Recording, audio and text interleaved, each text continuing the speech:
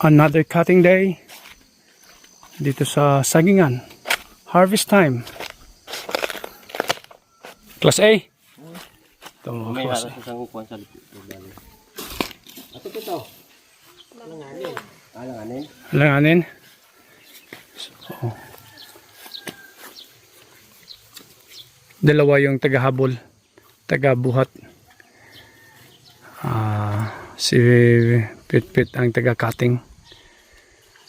Yan. So tingnan natin kung ilang buwig ang makukuha ngayon.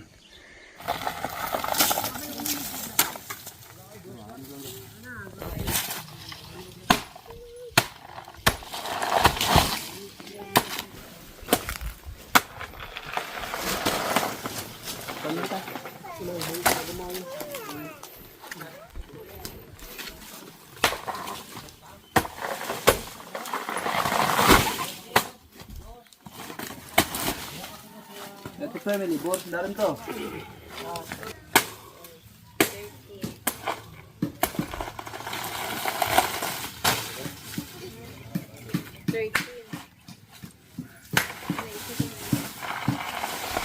Daran te?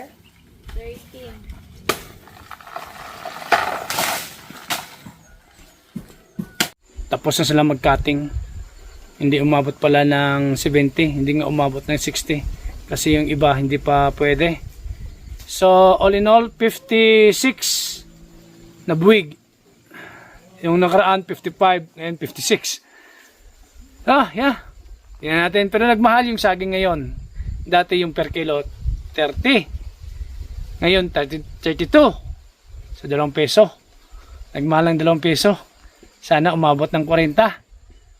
Para kahit paano magkaroon tayo ng konting kita. Tama lang pambayad kay Maymay at kay Pit-Pit. Na, ito kinakain sa amin to. Adobo. Ha? Kaon man. Di ba masarap to? Kung di kaunon mo. Bayod, wala na. Wala na eh? Wala. Hindi kinakain to? Hindi. Aba, akala ko kinakain to eh. Ang content mo para magsikat ka. Milyon ang views mo. Kaunon mo. May hiro na. Masumo pa rin. Hindi, nakaon na sa itong sino itong vlogger to. Si Boy Tapang. May tapang. Kaon na tapang na. Gusto to. Yan. Ano siya? Makapasok, uro na. Siya uli ang babili ng aking saging. Sayang yung mga, sayang yung mga biyabat ko, yung mga putos, no? Guba? 32 na ang kilo. Tumaas ng 2 piso kada kilo. Sana abot ng 50 kada kilo. Yeah! To, posible to. Abot ng 50 kada kilo. Hindi no? 40. 40 na lang. Buyer. Businessman. Ang daming buyer dito. Nagagawan na lang sila ng saging. Kaya tumaas ng 2 peso per kilo. Baka next month, tataas ng 2 piso uli. 34. Hindi natin alam. So ito, C, 20 pesos per kilo. Ito A, 32 pesos per kilo. RRX. RX, 8. Oh. Ito, to. Wala na yan. Reject. Iwan na yan. Ha? Iwan na yan. Iwan na. Kay Pit-Pit na na. Oh. May, painugin nyo na. Konsumo. Ano ang basihan na class C? Na-repress niya, yung mga bilog siya ba? Kayo. Oh. Ayan, class A yan. Bilog man. Bilog. Pag kulapis, si Pag Kuya Pes, C. Alam mo Kuya Pes, yung ano to? Manip. Ha? Payat. Payat. Yung payat is C. Oh, ganyan sila mag-classify ng saging. Meron pa doon sa baba. 23 na buwig. So pagkatapos dito, punta sa toto doon. Yan lang. Simpleng buyer oh. O tinatapon niya lang yung iba doon oh. Doon sa Manila, nagawa no? Oo, sa Manila niyan, kahit reject, kinakain doon. Awan ko magkano isang piraso. Isang pirasong saging.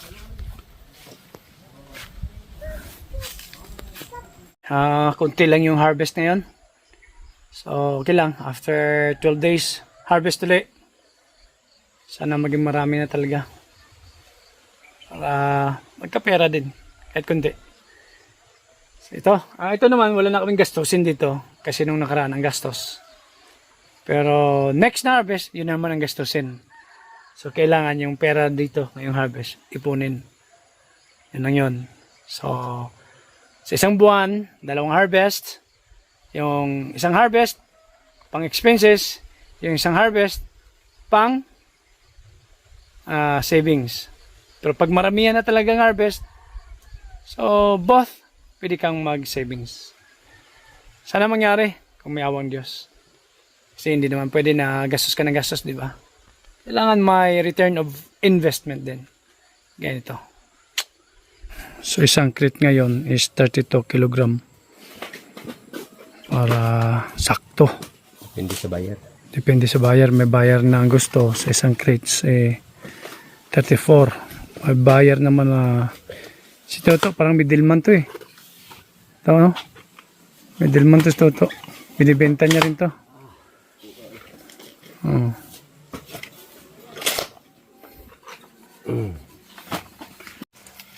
Ito yung ano Magkano benta? Magkano yung bili? benta niya. Tumaas yung presyo.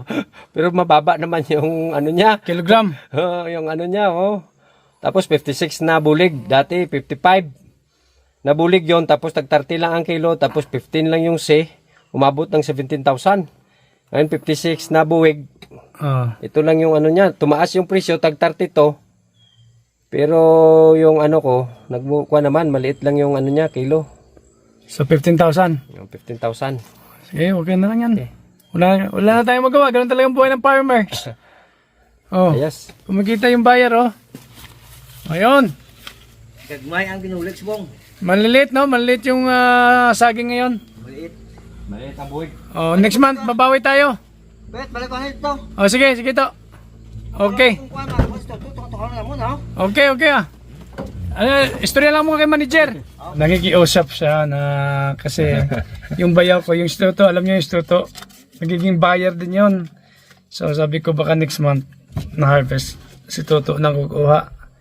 Nagmamakaawa naman na bigyan din siya kasi may college siyang pinapaaral. Sabi ko kayo na lang mag-usap, manager. Ako wala na ako rito niyan eh. Pabalik na ako sa Czech Republic. So time to go home. Okay. Perang Malabo. Luya lawas. Okay lang yan. Okay lang yan. Maliit kasi yung mga buwig ngayon, parang ano. So next 15 days, meron naman cutting siguro. Another 15 days. Another 15 days. Pero marami talaga nakakatingin mga April, May. Ganon. Okay. Si Chris galing sa kanyang farm. Tingnan nyo anong nakuha niya sa kanyang farm. So, saging na saba. Ang dami niyang saging na saba sa kanyang farm, bili na kayo. Binibinta to ni Chris. Pahinugin lang. Pahinugin. Lagay dito. Kakalburo mo, Chris? Ibay, kalburo kay para madali mainog. Madali mainog. Tsaka kami na mismo magpiprito. Gagawin turon lahat. Turon lahat. Yan. Di ba? Ipamigay. Yung may mga natira pa ritong saging na galing sa farm. Kinalburo ni Cristo. Tingnan natin kung hinog na. Ito yung mga natira. Yung iba naubos na ng mga kapatid ko. Kinuha nila rito.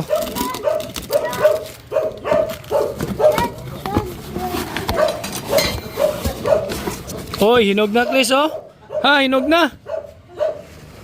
Pwede na. Hinog na. Hinog na? Ganda. Pwede na tanggalin, di ba? Pwede na. Ay ka. Yun. Ito yung mga natira na huli ng kinalboro. Kasi matagal mahinog pag hindi ikalboro. Yan. Galing to sa farm ko. Makain ka ng saging. Ito kaya may gas-gas kasi nga natumba to, di ba? Ito yung tumama, oh. Pag natumba. Pero ito masarap to. Oh, subukan natin. Sobrang tamis ang saging ng Pilipinas, no? Pag sino man ang hindi pa nakapunta sa Europe, pagpunta nyo sa Europe, bumili kagad kayo ng saging, makikita nyo yung difference. Ang saging ng Pilipinas, matamis, malinamnam. Sa Europe, for the sake of kain lang ng saging, hindi talaga masarap. O, kuha ka, saging. Ano na mo? Water oh? Ano na oh? Ano water mo? Ano na oh? Oh. Pili ka lang. Yeah, may skip na tayo. Oh, madidi ka. Ay, madidi. Ayan. Kamanggalit. Free banana. Di ba? So, uwi na yan siya ng Midsayap. Sige. Laban, saging. Okay. Dahil madidi ta ka niyo. Oh, madidi ta. Ito na yung saba na nakuha ni Chris sa kanyang farm, oh. Kinalburo niya. Isang araw lang, Chris, no? Dalawang araw. Oh, dalawang araw, lalaki, oh. So, prito natin. Luto tayo saging mamaya. Sige, luto ako saging mamaya. May mantika kayo rito. Oh, mantika. Tsaka kuwan. May linga. Hindi na makakuha ng linga. Wala linga. Ang ulam ay, ano to, Klong? Beef loaf. Pritong isda. Tsaka boiled egg. Boiled egg. Para sa mga estudyante. Oh, sa tatay nagkakape, oh. Kape ni tatay is Jim 3-in-1. Ayan. Jim. Ayaw ko na to. Masyadong matamis. Another day in Dado. Wala na. Tapos na. Yun, mayroon pang hindi nahinog, oh. Ang dami Ito, talagang hindi ko saging nakaburo. ni Chris, oh. Ha? Hindi ito nakalburo. Hindi nakulburo yan. Kaya pala hilaw pa. Ito, nakulburo ata to. Sarap talaga to ito. Prituin. Gawing banana Q. Yan. So, for consumption only. For consumption. Busy na naman dito. Araw. Wala pang alas 7. Mag-alas 7 na. So, dyan lang ni Chris yan nilalagay. Kanto, compartment to ito. Garage. Garage sale. Oh. Dito, dati tambayan to nila rito. Kaya lang, napagtanto nila na mainit pagtanghali.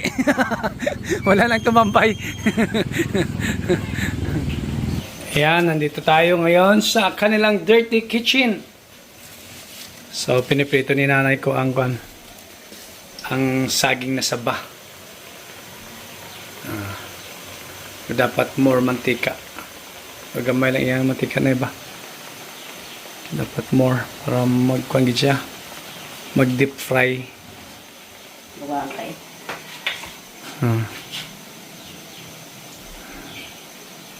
Ito na. Lagyan ng pulang asukal. Ang dami kasi ni Chris na banana. Yung saba. Hindi ka na ubusin na yung isang sipi. Oh. Hindi dumikit yung asukal. Mali yung pagkaluto ni nanay. Dapat pagkaluto ng saging, tinanggal yung saging, tapos lagay yung asukal. Parang tunawin mo yung asukal, ang tawag nun. I-dilute mo yung asukal, tapos ilagay uli ang saging. So at least walang gaanong sugar. At maganda ng pagkahinog ng saging. Yung saging na maganda ang pagkahinog, tapos lutuin mo na ganito, masarap. Masarap kung may asukal. Yan.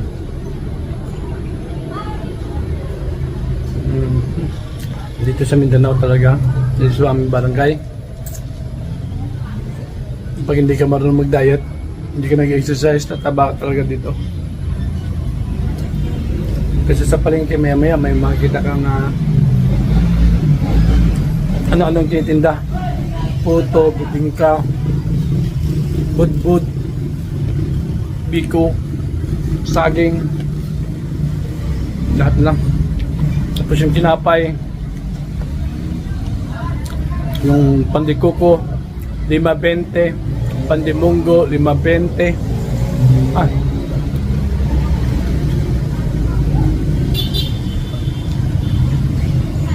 Ayos. Happy ka, Doy. Ito. Pork belly What more? na inihaw You want na more? parang kinilaw ni Christian. Ano ito? Isda. Ulo na lang ng isda natira. Ito. Chicken pastil. Ito. Tuna flakes. Ito paborito ni Kali. Ulamin. Ikaw, Plum, anong paborito mong ulam? Oh, shout out sa classmate mo. I-shout out mga classmate mo. Ikaw, Kal, oh, shout out sa classmate mo, Kal. Shout out Kiramboy. Karamboy. Oh. Sino pa? Ikaw, Shop, shout out sa imong amiga. Wala?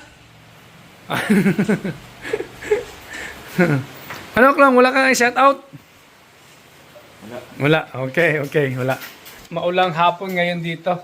Kaya dito kami lahat sa loob ng bahay. So, ang oras ay mag-aalas 6 na ng hapon. Kasi maulan na hapon. Masarap magkape. Ayun, sige. Kape tayo. Coffee ko, brown coffee. Pero grabing sugar nito. 3-in-1 to Chris, no? Itong kape, grabing sugar nito. Kape muna kami. Kasama ko si Chris nagkape, oh. Tapos, may tinapay. Oh, ayos. Tinapay sa maulang hapon. Talagang lakas ng ulan kanina. So, ito lang kami rito pakape-kape kasi nakakatamad namang lumabas. Sarap ng buhay. Yes. I agree. Pakapi-kapi lang. Sarap ng buhay sa probinsya, no? Kasi hindi busy, hindi pressure. Wala kang boss, basta meron kang farm. Oh. Christian, malawak ng lupain nito, Christian. Chris, ilan yung hektaryan mo, Chris? Sagingan mo, Chris. Ilan? May sagingan si Chris. Yung kanya, kita ko, yung nakuha niya sa kanyang farm yung saba. Pero may lakatan. Isang hektarya lang. May tanim din doon na lakatan. Si Chris. Ganun lang dito buhay. Hindi naman karangyaan. Hindi din kahirapan. Tamang-tama lang. Makakain ng 3 beses sa isang araw. May pakapi-kapi, may tinapay. Yun. Ano lang. Simpleng buhay. Kape tayo, guys! Kapi tayo. Inahikayat ko si Chris na mag-vlog din. Pag magwa na yung vlog niya, i-endorse ko sa inyo. Please subscribe sa kanyang channel kung mag-upload na siya ng kanyang mga video. Family only, family video. Hintayin nyo ang upload ko mga video. Yan lang.